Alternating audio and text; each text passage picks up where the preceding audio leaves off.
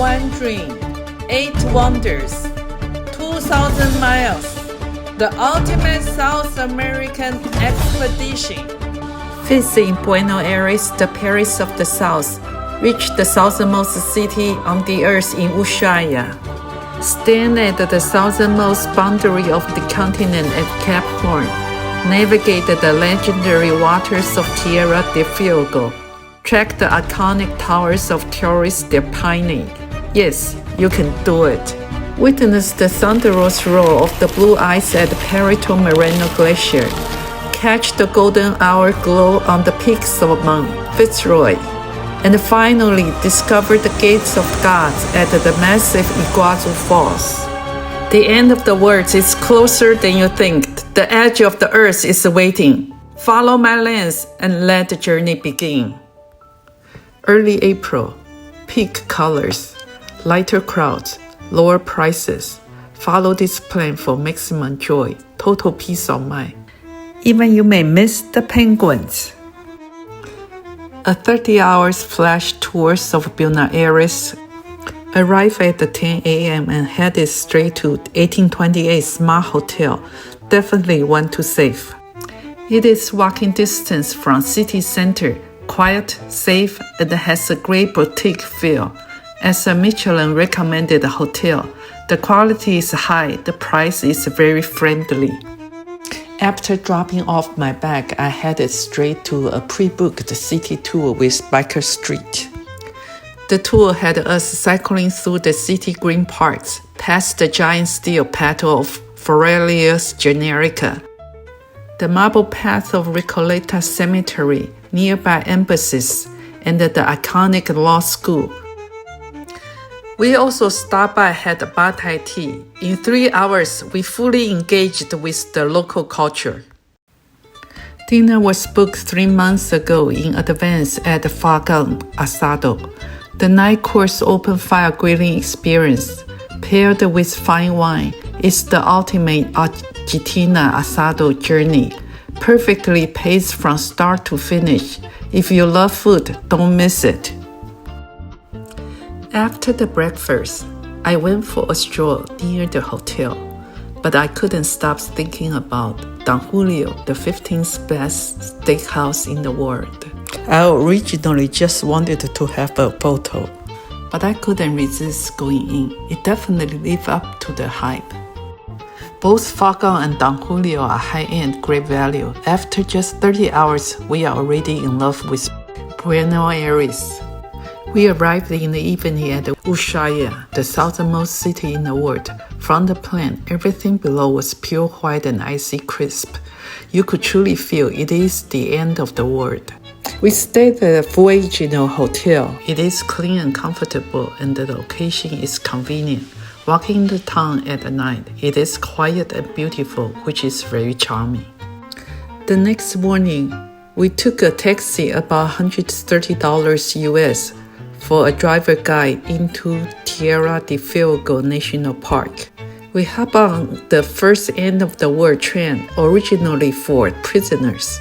We decided to upgrade to first class for fun, champagne breakfast, and the photo op with the prisoners. 2 hours, wonderful and fun. Then go to the southernmost post office in the world. You can send a card from the end of the world to your loved one. It is very memorable.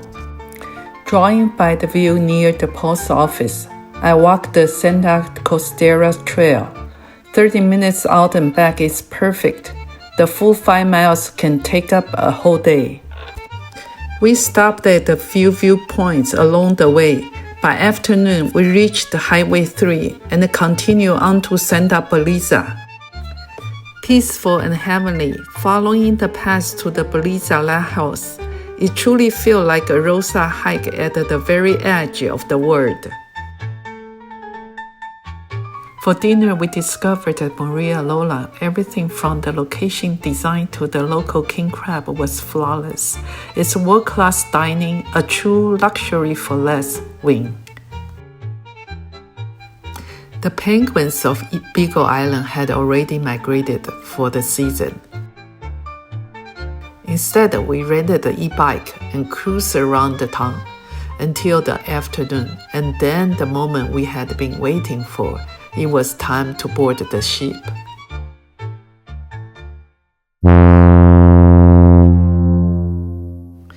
For the next 5 days, we boarded an Australia's expedition cruise, specially designed to navigate the narrow polar channel. Adventure outside, comfort on board, all led by a professional expedition team. Every morning and afternoon, we explore by Zodiac boat.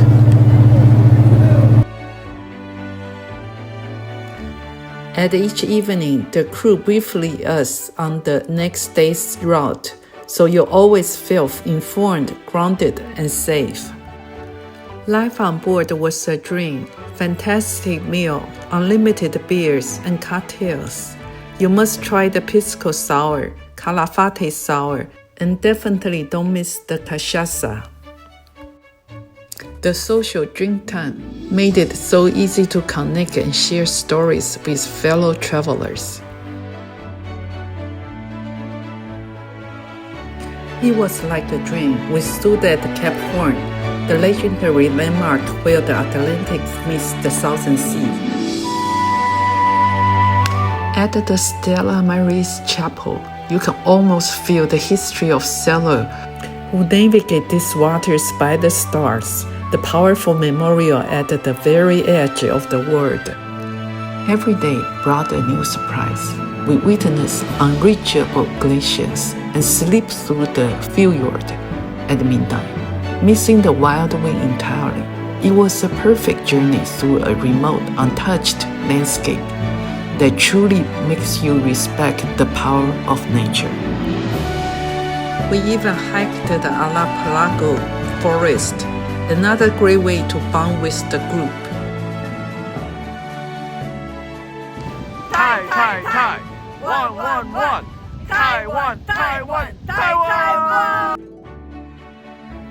The final Captain night was the highlights of the laughter and music, the perfect way to celebrate our final night together. For our final morning, we headed to Isla Mata to see the sea lion colonies. Watching the sea lion in their natural habitat was a beautiful finale. The surprise ending with personalized certificate was a small honor, but in that moment, there was a true feeling of achievement. After landing at the port Punta Arena, we had a 4x4 SUV from Turismo Southland delivery right to the pier. Weekly $1,200 was our total lifeline. We quickly pick up some water and snacks, then drive to Punta Natales. After a short break and filled it up, we set off for the final 2 hours drive to Torres del Paine National Park. We quickly learned that staying inside the park is essential. It saves about 4 hours of daily driving. If you have limited time, hikers often base at Hotel Las Torres to wait for the right summit window. In Patagonia, a bit of fog or wind can hide a lifelong memory. It was our first time, so we stayed at the Hotel Lago Grey, truly a pamper with stunning lake views and resort-like comfort. By 8 a.m., we headed out from the hotel for a relaxed 45 minutes hike across the Black Pebbled Beach to reach the boat for the 9:30 boarding. It was a total highlight. Toasting with pisco sour, cheered with glaciers, surrounded the milky Great Lake, a massive scale of sapphire pinnacles. It was just amazing. For the hikers, base yourself at the Hotel Las Torres for the big towers and keep the glacier trip as your perfect backup plan.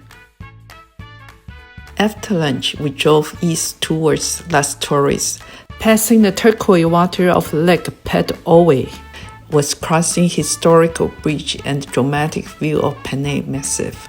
We stopped the powerful Salto Grande, and the drive itself was spectacular. Along the way, we picked up 3 groups of hitchhikers. In this remote wilderness, that chance encounter became a highlight of the journey. Finally, we arrived at the Hotel Las Torres Patagonia. We were greeted with 2 Calafate sours made with local Patagonia berries, vibrant and delicious. The cozy atmosphere made me regret not staying an extra day. The next morning was perfect. We started at 8, moving at our own pace, one step at a time, in the cool autumn air. Taking in the journey along the way and taking a short photo break at the midpoint. Near the summit, the trail turned tough. The final 30 minutes are loose gravel and rocks. It's a struggle, but when you reach the top and see the turquoise lake beneath the 3 granite towers, it is indescribable. We sat there enjoying our packed lunch, taking in a view beyond words. In that moment, it felt completely worth it. Be sure to start heading back before 2. We finished around 6. Looking back from the trail end, the sense of achievement isn't just a photo, it's a memory that stays with you forever. On our final morning, we walked out to a stunning sunrise. We took time to enjoy the quiet leisure hotel, Las Torres, Patagonia. It was truly hard to leave. I had always thought that only by climbing the base towers could you see the 3 peaks. Surprisingly, just 10 minutes from the hotel, we reached the Cascada del Paine. The waterfall thunders in the distance with the towers as its backdrop. Even you are not a hiker, beauty is everywhere here. With a heavy heart, we said goodbye to Chile.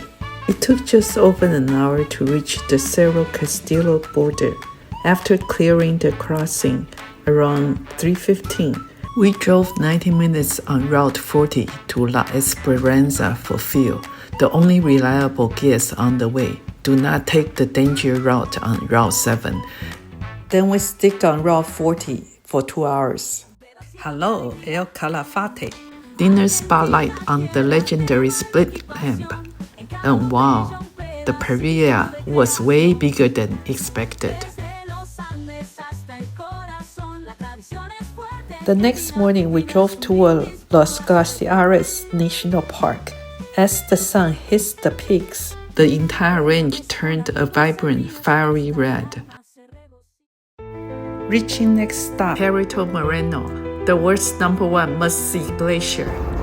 We took a boat to get closer and take a boat walk.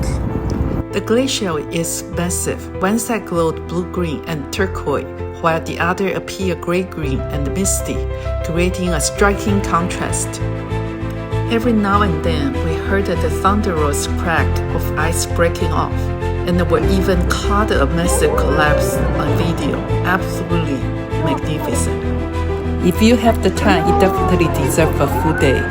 3 giants, 1 frontier, the big old vertical giant of Pia, the crushing power of Moreno, and the vast space of the Gray. Patagonia, the glacier scale like you have never seen. Before leaving El Calafate, don't forget to try the famous Calafate berry ice cream. A perfect sweet tart for an unforgettable journey. For the next 3 nights, we stayed at the Los Cerros Hotel. It's the perfect base. Total resort comfort at a surprisingly reasonable price.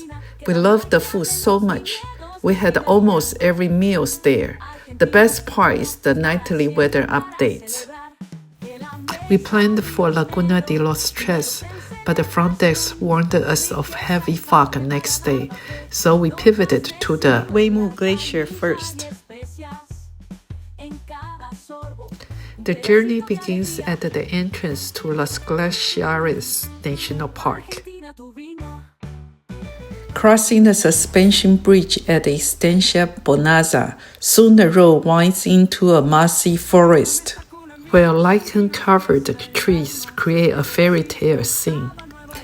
Autumn soon transformed the Patagonia lichen forest into a blazing red and orange tunnel from the trailhead near Punta Sur.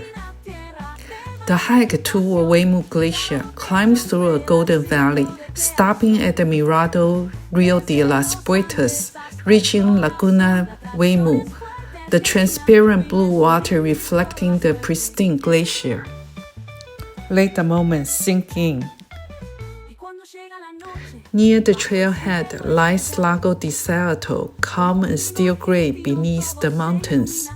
Driving back towards El Chalten at dusk, the day ends with a real gift, while the Waimu deers quietly wandering along the lake shore. Today we tackled the big one. We parked the taxi near Sendera Fitzroy and meet our taxi driver there for the lift to Hotel El Pila. Catch a perfect golden glow right from the taxi window. Passing the brown bridge down. Let's go. Time to get ready. We meet a friendly Brazilian couple and decide to tackle the summit together. The scenery shifts with every step from Golden Valley to these towering white peaks.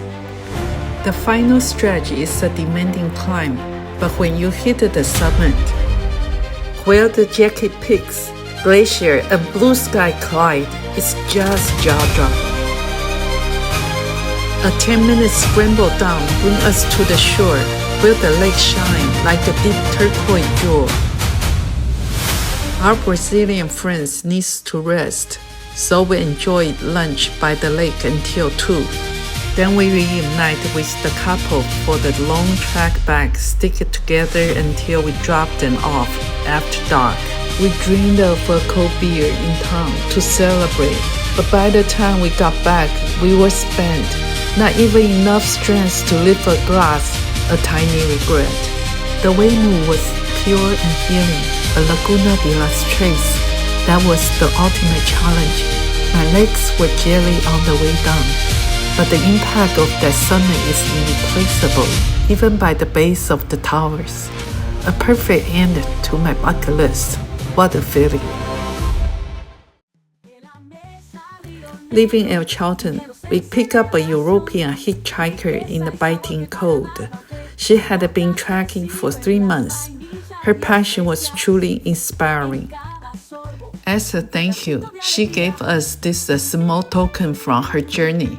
Looking at these views, it's easy to see why she fell in love with this place. Let's enjoy. Even on the plane, still talking about photography, the one on the right is better, right? Last stop, Iguazu. Landing at the 8 p.m. in Iguazu, taking a taxi. They have a dedicated lane to bypass the brutal traffic. Don't pay upfront, just swap number for pickup. Enjoy vibrant downtown nightlife below. Unwind by the rooftop pool above, and take the breathtaking tri-border sunset. The O2 Hotel has it all. After a solid night rest, we head into Argentina side.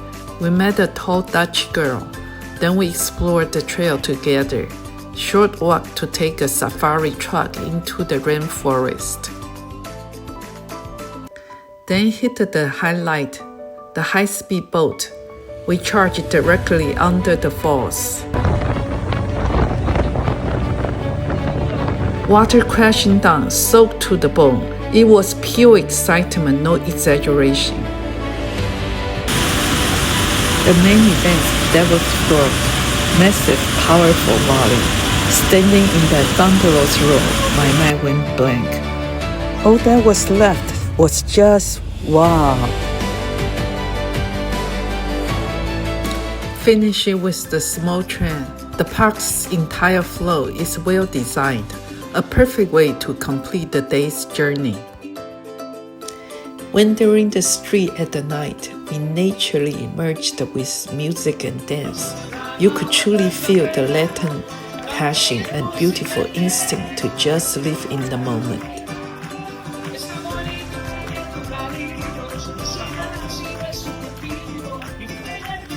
The next day, our reliable driver took us to the Brazilian side.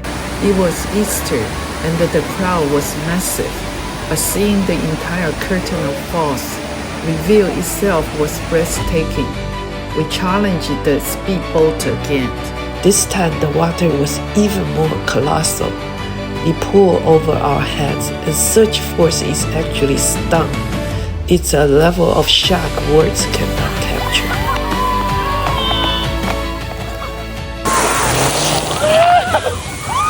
The clock was ticking for my 8 o'clock flight. Our driver was a legend, weaving through traffic with thrilling precision.